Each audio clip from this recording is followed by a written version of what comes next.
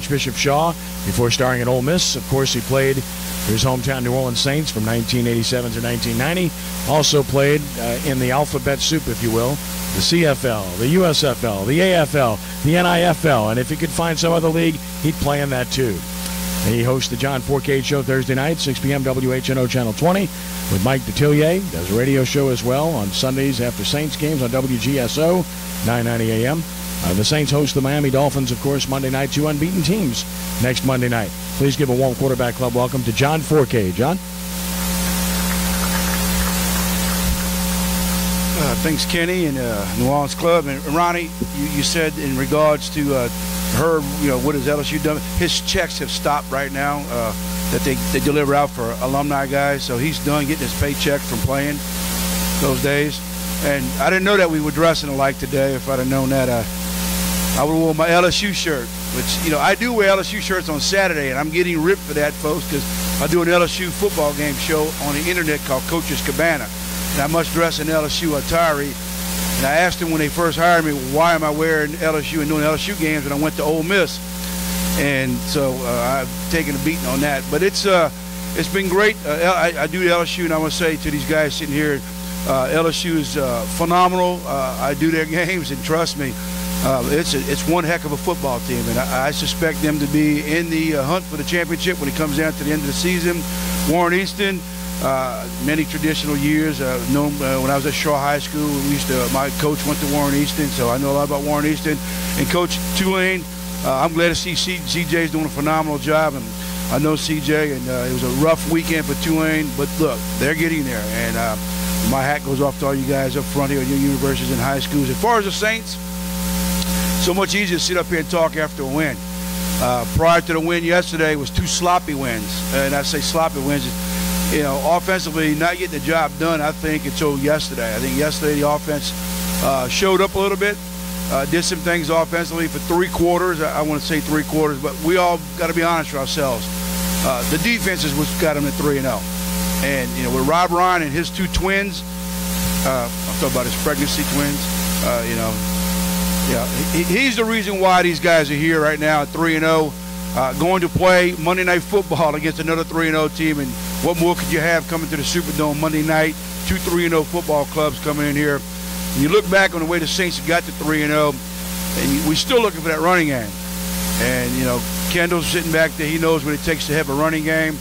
If you do not have a running game, it's hard to win in the NFL, and how the Saints have been doing it, I really don't know, because they do have the greatest quarterback so far, I think, in the NFL, Drew Brees. And with Sean Payton being back, it makes it a much difference for people to compare this team to last season. He makes a difference out there. Sean Payton does. And if you look at these guys, the way they played yesterday, they started out the first series. You go, oh, here we go. They drove right down the field. That's Arizona, scored 7 points. And then they went home. That was the end of it. The defense has played magnificent in the last 3 games. I mean, let's be honest. They haven't given up a lot. They bend but don't break. You got no-name guys out there. Let's be honest. How many people here can take the starting lineup for the Saints defense? Not all of you guys probably can do that. They rotate their defensive front line, which I think is smart. It kind of reminds me when I watch LSU play. LSU rotates their defensive front line pretty doggone good. Keep these guys fresh. Well, the Saints do it a little bit as well. Junior Gillette playing on the outside has just showed what he's capable of doing. Cam Jordan is playing some outstanding football, which they thought he'd be when he was drafted. You don't hear much about the inside linebacking crew, but you hear a lot about the outside guys. Secondary surprised me a little bit. Kenny Bakari is the real deal back there, playing well. Lewis is playing well. Jabari Greer, so those guys, even Malcolm Jenkins. So defensively, whatever Rob Ryan is feeding these guys or treating them out to get it there, picking up their tab, he's doing a real good job with that with these guys on defense. And I'm impressed when I see defensively for the New Orleans Saints. When you flip it over to the offensive side of the ball, Drew is still throwing a lot of balls. But let's be honest, folks. You take about 10 of Drew's passes, and those are underneath passes. That's like a running game. And former quarterbacks, Herb can tell you, Billy's sitting over here, he's a former quarterback, and these guys can tell you. Throwing the ball underneath is like a short running game. You got Darren Sproles coming out of the backfield and swing passes to him, and Pierre Thomas on the screen plays. It's almost like just an extension of the running game. There is no running game for the Saints. I had to hear all day yesterday. I had to hear on the radio show last night about Mark Ingram. Guys, I know y'all all talking about Robinson. Kenny was talking about Robinson, the running back. Yeah, he's got a lot going for him too. But in the fourth quarter, Arizona's already packed their bags and waiting to get on that plane trip to go back to Arizona. The guy is quicker, faster probably than Ingram. He'll get his due time, but it's not just Ingram's fault. There's just no running game right now, and it has to go to the guys up front. And I hate to put it on those guys up front, but if you're not blocking up front, you're not giving these guys a chance to run the football. I don't care who's back there. OJ, Gale Sanders, Kendall Bussey, it doesn't matter who's running the football. Now, as far as pass protection, I think right now they need to protect Drew a lot better. He's getting hit back there. Drew had 6 rushes yesterday. When's the last time you've seen Drew run the ball 6 times? And he scored 13-yard rush. So if you take away some of his running ability, they're under 100 yards again. I don't know how you win the NFL keep for 3 weeks in a row rushing under 100 yards. They had 104 yards yesterday, but take away Drew's 13-yard run, and you're under 100 again. Take away Robinson's long run at the end of the game, and now they're down in the 70s. So it's still a bad case of the running department. Now, with an extra day this week, I guarantee you Sean Payton's getting in there right now and talking about the running game. They have to improve their running game. I'll tell you what I really enjoy watching right now is Jimmy Graham back on track. When you're catching 8, 9, 10 balls a game, and then you got Marcus Colston getting his passes thrown to him. The new young man, Ken Stills, is showing us the capability he's got to play offensively. The backs out the backfield. Watson's going to be an extension of the throwing game when he gets a little more suited here in the offense. Lance Moore, I don't know where he's been. He's a little banged up right now, but they need to turn him loose a little bit. And then we got Robert Meacham back. So offensively, we're not scared right now. The Saints are doing their job offensively. They can average 30 points a game. I think Rob giving up 14, 17 points a game. You can see this team go further and into the playoffs. Now, they got a two-game lead up on Atlanta. That's a big plus, thanks to Miami yesterday. It's a lot easier when you're up in the division. First, you must win your division. That's the main goal for the Saints right now. Win that division, take that division to the next level, and then we worry about what happens. I still got them 11-5. You know, we always just said in the NFL when I was playing, you play 4 quarters. First 4 games, next 4 games, next 4 games, the last 4. Well, if they go 4-0, that's a good start right now. If you're 4-0, and on a big night come Monday night in the Superdome, you know how the Saints play on Monday nights at Superdome. It's hard to beat Sean Payton with the team that they have right now. But overall, I think the Saints are in position to get better. Find them a running game, and they're going to be hard to stop. You always hear about the Atlanta Falcons. You hear about San Francisco. You hear about Seattle. Right now, I think it's the Saints and Seattle. That's the 2 best teams in the NFC. By far, I think that's it. Now, the AFC, you want to talk about 4 or 5 teams. But right now, I think Seattle's a good football team. I think you have to put the Saints up there. The way Ryan's got this defense going, the way Sean Payton's got the offense going.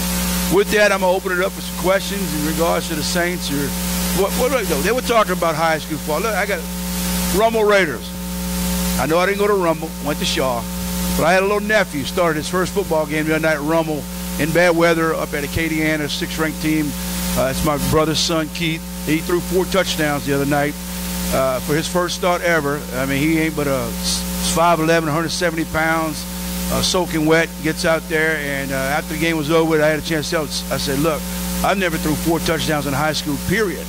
And he threw 4 in one football game for his first start. So I'm going to give a little shout-out to my little nephew, Chase Fourcade. And even though Rummel lost, I promise you this, they're going to get better and better in high school in the city. But any questions about the Saints or anything of that nature? Yes, sir.